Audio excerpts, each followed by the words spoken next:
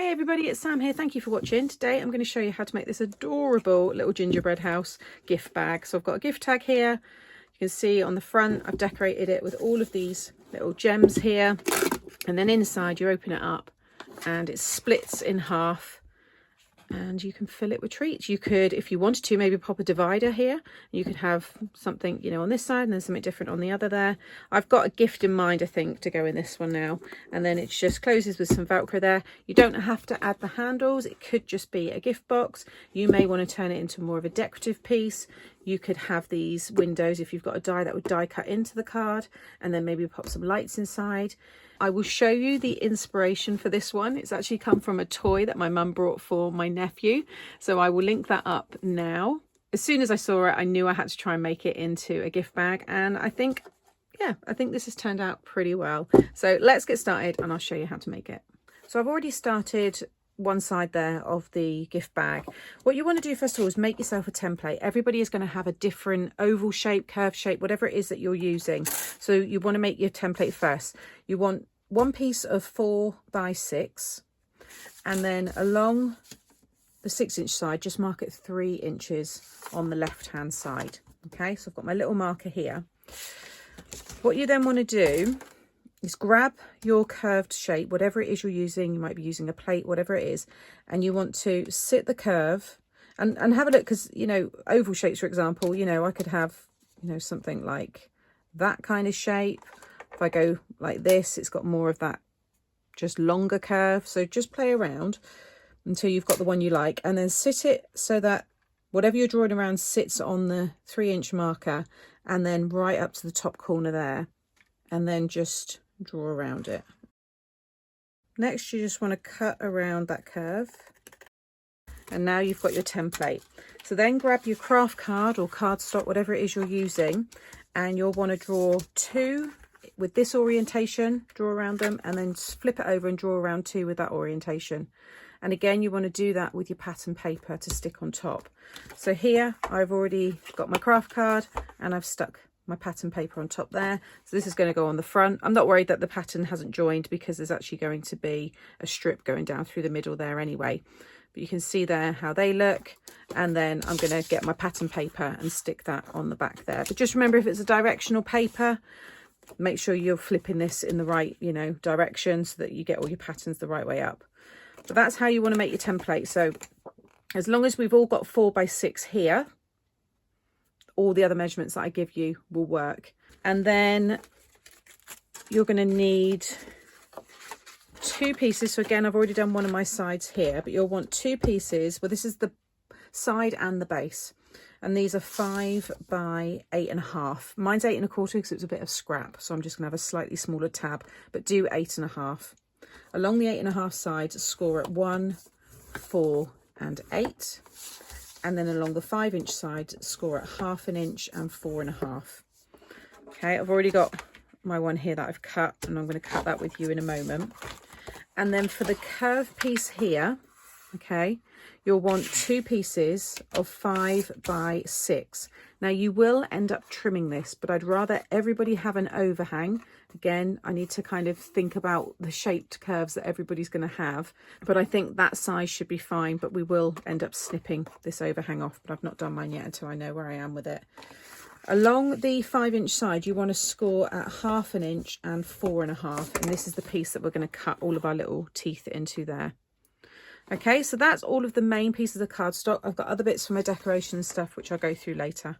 Okay, next you want to fold and burnish all of your score lines.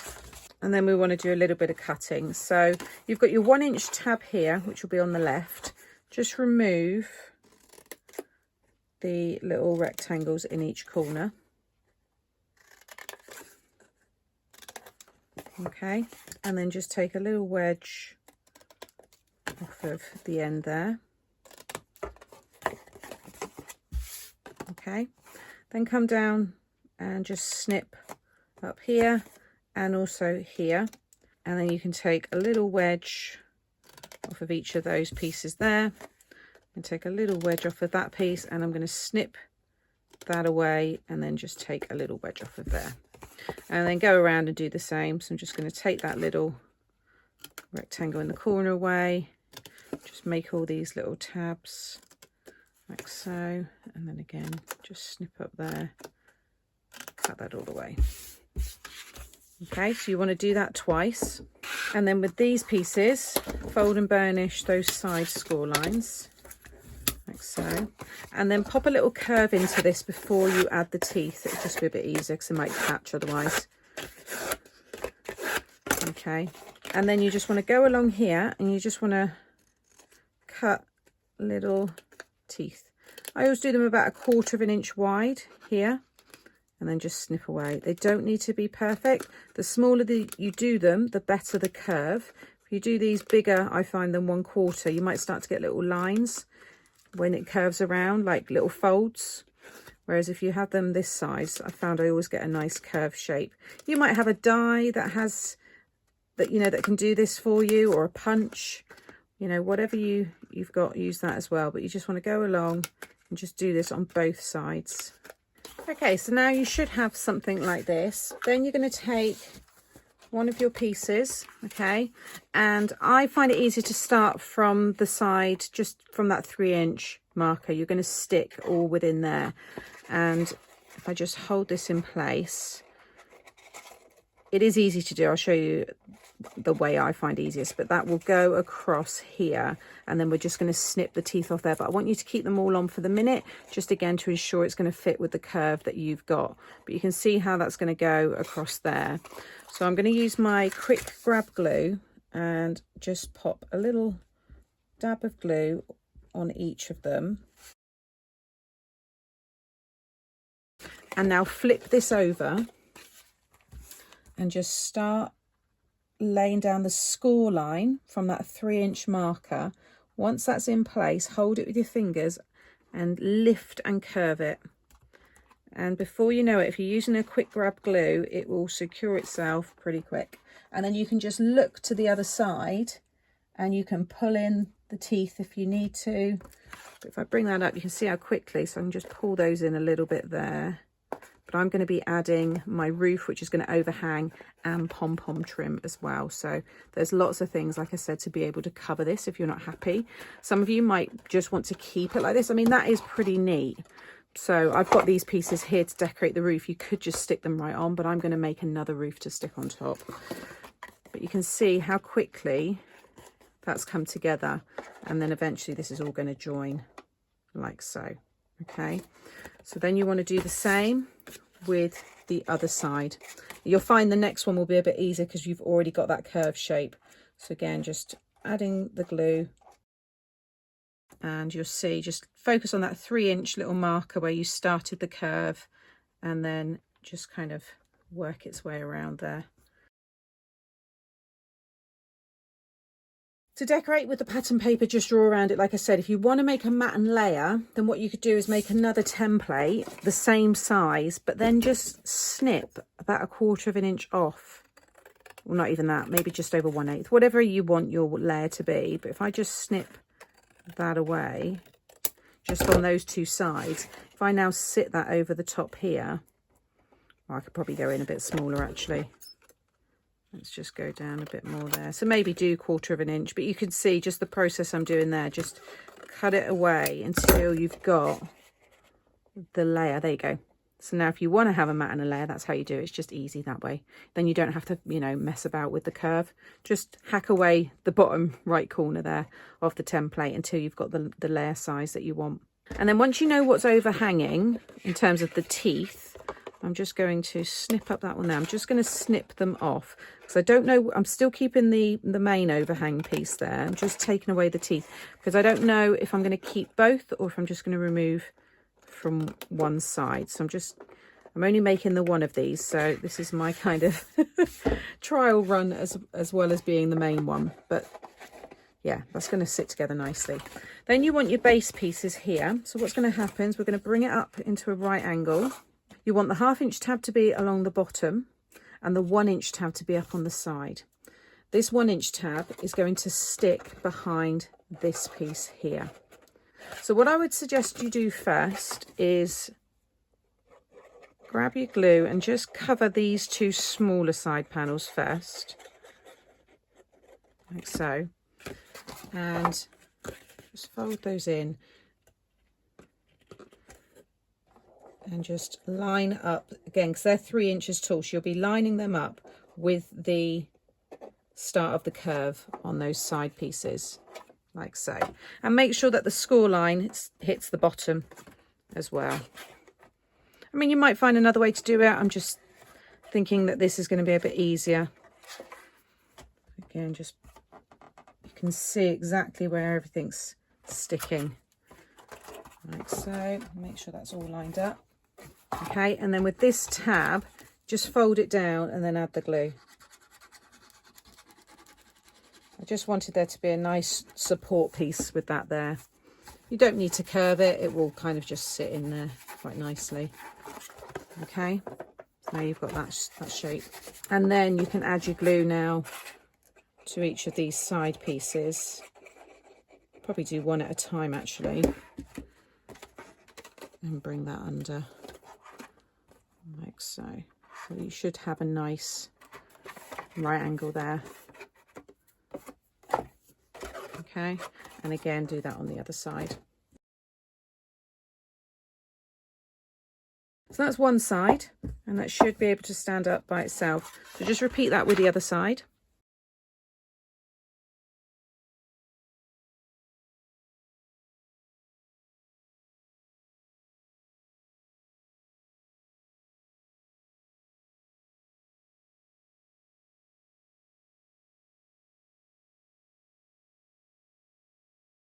Okay, so we've got 2 pieces. Now I'm going to cut the one where I've got the 1/4 inch tab. I'm actually going to remove that one. So you do want to remove it from one side. So I'm just going to cut right across like so. Okay. We're then going to stick, well, add glue to the bottom of this tab, and you want to stick it inside this one here. So they join perfectly. Again, I'm going to use the quick grab glue here. Okay, so I'm just going to pop it in there, and this is how the bag's going to open, so you need this to be secure. So I'm just going to make sure that was burnished, that with that tab you could fold nice and easily. And then I'm still holding it together. I can see in there, I can just, it's a little bit fiddly, but you can just get that glue to just at least grab. I'm just going to open it and keep it together. I can just get my burnishing tool in there, because what you want to do is once you've got it kind of tacked in place, open it up and fold it, and then you'll really be able to, there we go. You could maybe have to do that right from the start, but just get that glue initially in place, and that's what you now want it to be able to do, is fold open, because that's how they're going to reveal the gifts inside. If you're not happy with that tab, if you feel you need to secure it more, whatever, then add another bit of card over there. But I think I'm going to end up covering the inside here as well with the template again. So just draw around your pattern paper, and then you can go in there and cover all of those inside tabs and stuff. We can really tidy that up. But you should now have something that joins really nicely. Now this is when, again, you can decide which of these overhang pieces on top you want to keep. We're going to add a bar or a panel down here so it secures and closes, you know, all that. But this is where we're going to add the Velcro or ribbon tie, whatever it is you do, and that's going to secure the top. And then we'll have the ribbon, I'm going to have my handles coming out of here. So I think because I've stuck, you might find one sits over the other better. I think I prefer the left over the right for me. So I'm going to remove this one here. So just open it up, and you should very easily just be able to snip right across there, like so. And now, yeah, that's going to sit over there quite nicely. So what I'm going to do now, in fact, I think I am going to snip this away. I'm going to do it because I'm going to attach a brand new piece. Like I said, they were there just to ensure that everybody had enough, you know, with whatever curve that you were using. So it's going to be all open at the moment, but I'm not worried about that. So everything's dry there, and I've already now started one half of the roof. So I've got this another piece.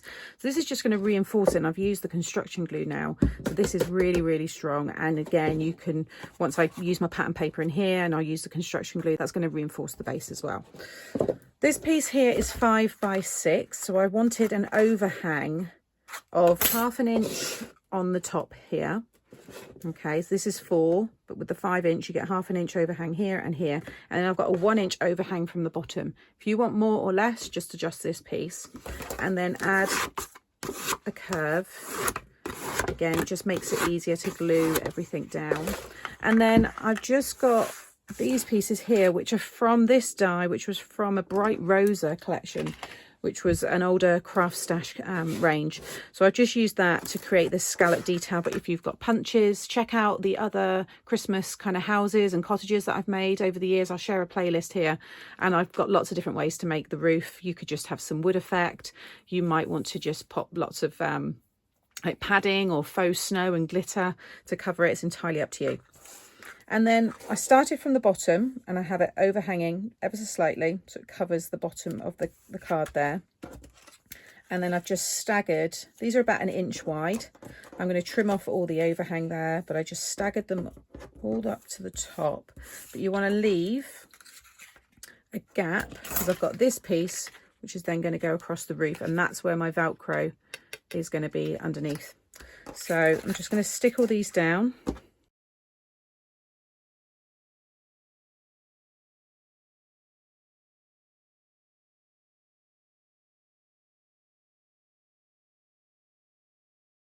Okay, so that's all stuck down, and then I'm going to cover all of this portion in glue.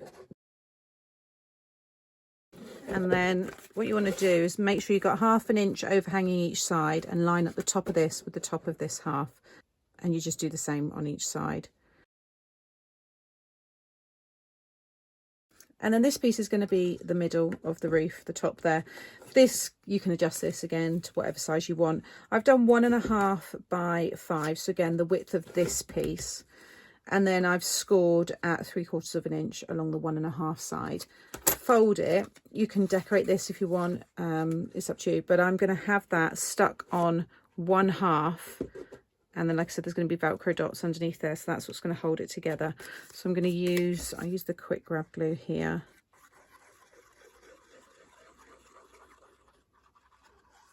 Like so. So I'm going to stick it on the left side here. So I'm just going to, probably easier this way, just line up the fold there. So just make sure you can see that it's just butted right up. I might put a glitter trim around the bottom of all of these scallop pieces. So now, when that closes, that will go over the top, like I said, with the Velcro. I'm tempted actually to take that off and attach it using foam, just so it's lifted the same as what it will be on the other side when the dots are added. So I'm just going to take some of my foam tape here. It's actually just the right width, so I'm just going to pop that all down that side and then stick it back on again.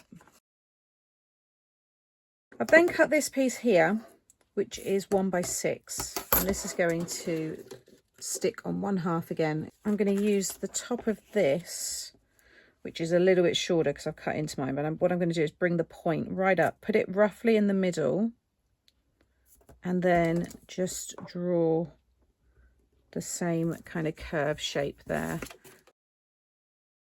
like so, and then just snip away those pieces, and that now will give you the perfect fit inside there. But mine's now too short, so I'm going to make mine a bit longer, but you can see how that fits perfectly in there. Okay, so I've just redone that one, so it's a bit longer. I've made it even longer so I can snip it away from the bottom. But now what you want to do is stick half of it onto whatever side you want. I'm keeping mine all on the left side. So, and just get the top part of that kind of curve shape, and then just run that down. You're only sticking it on 1/2. Just make sure that's all secure, and you'll see when you close it, just have that nice decorative strip down through the middle. And then I'm just going to hold it together and just snip away from from the bottom, like so. I'm going to cover all that up in a minute as well, and I need to do my pattern paper. So I'm going to do the same on the back, get my pattern paper down as well, and then I'm going to add all my decoration. I'm going to mat and layer here. So you will want to cut yourself 2 pieces of 2 3/4 by 3 3/4. And if you want to cover the base, which I will, you'll want 2 pieces of 3 3/4 squared. So 3 3/4 by 3 3/4. So I'm going to get all of that done. So I've finished all the decoration. I'm just starting to add my handle. So I haven't done this side yet, just so you can see what I'm doing. I can give you some measurements. But you can see I've gone mad with my embellishments. I've just got tons of these faceted gems. I picked them up from B&M about a year or so ago. And the colours just work great and they look like little sweets. For the windows here, these are 2 pieces of white card, which are 2 by 2. Then I've stuck 2 pieces of red card on top, which is 1 1/2 squared. And then the strips are 1/4 inch by 2 inches. And I've just cut 2 for each window and just stuck them across. Really, really simple. And then I've added another white strip in the middle here, and then more of the little gems. I've cut out the gingerbread. I've added pom-pom trim. All of the papers and the pieces like the gingerbread and stuff and my tag, they're all from my Made to Surprise kit. And you get papers inside here, so I've just used those. But you can use anything to decorate this, and like I said at the beginning, it might not even be for Christmas. Then I said at the beginning, you don't have to have this as a gift bag. So if you want to, you know, keep it as a gift box, then you don't need to worry about this next step. But what I want to do is add the handles. So I've just decided whereabouts I want them to be attached. So that's until you could have them higher up. Might want to have your handles here. But I'm coming up, it's about 4 inches from the bottom of this piece. And then you just want to make sure you're in the middle there, so you can see 2 1/2. And I've just punched my holes. I've used the cropper dog, so it allows me to get into a larger, you know, further into the cardstock. But if you don't have this and you know you want to add your handles, then make sure you just punch a hole before you put it all together. I've already, you can see, popped it through that side there, and I've decorated all inside as well. So I'm just going to bring it over this side, just decide how long I want the handle there, and then thread this side through. So it's going to be about there, and then just tie off this end. And you want to be able to make sure that the person can still open it wide enough to get the gift out, which they can there. So you don't want to go too short with your handle. But that, I think, yeah, it's perfect. It looks so cute. And then I'm going to add the tag here with the remaining ribbon. Okay, and that's the finished gift bag. I think the bow and the gift tag just finish it off perfectly. Again, just show you all of the detail there. I mean, you can go even more crazy with the decoration. If you've got my Christmas characters, I think they would all look wonderful on here as well. But it's just adorable. Can't wait to pop this under the tree and yeah, get the gift popped inside. I try to always link the product that I've used in the description box below, but the papers for from the magazine that I showed you is no longer available online. It's only in stores, so you'd have to have a look there. But like I said, decorate this with any festive papers or for any theme occasion that you know you're going to be doing. I think it's going to, yeah, work for a lot of things. So I hope you've enjoyed it today. Thank you as always for watching. I will have some of my other festive like houses popping up now, so you might want to watch one of those next. And I'll be back again very soon. Take care. Bye.